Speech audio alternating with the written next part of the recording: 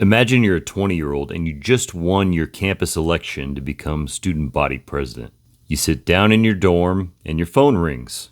It's a Washington, D.C. area code. Your head barely fits through the door because you just won the election, and the person on the phone pitches you an incredible future, one of power and prestige. This is a story about how AIPAC quietly built a pipeline straight from college dorms to the highest places of American power, and what happened to the kids that walked through it.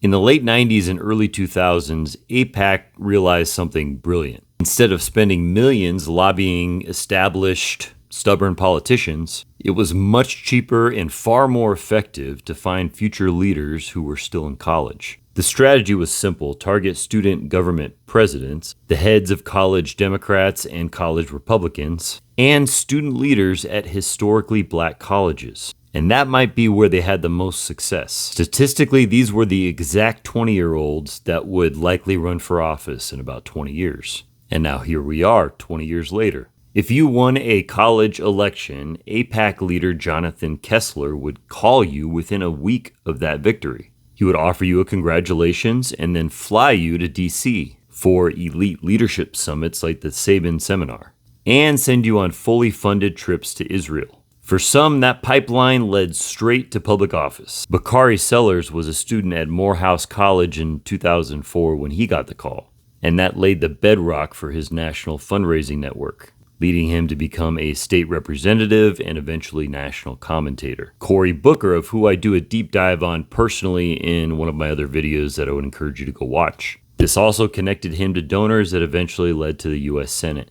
In state politics, students like Jesse Gabriel at UC Berkeley and Nick Miccarelli at Penn State, they were recruited out of their student senate and then eventually were successful state legislators. But not everyone went into elected office. It placed pro-Israel advocates in every sector of American life, and the names I'm naming today are just a few. It's impossible to know all of them. Daniel Frankenstein, who was with Jesse Gabriel at UC Berkeley, co-founded JanFest, a venture capital firm that exclusively invests in Israeli tech startups. In political lobbying and advocacy, Alex Stryver went from college Republican chairman to congressional chief of staff, and then eventually high-level lobbying and public affairs. In law and political campaigns, people like Micah Fielden eventually ended up working for elite corporate law firms in New York. In media and journalism, people like Irio Reshev.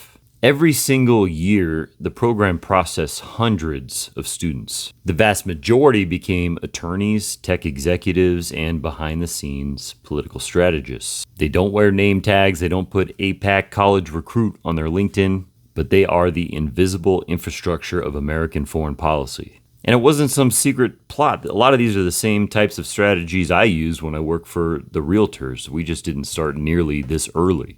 This was highly disciplined, insanely well-funded, and played the long game and won. And today we're seeing how that all worked out.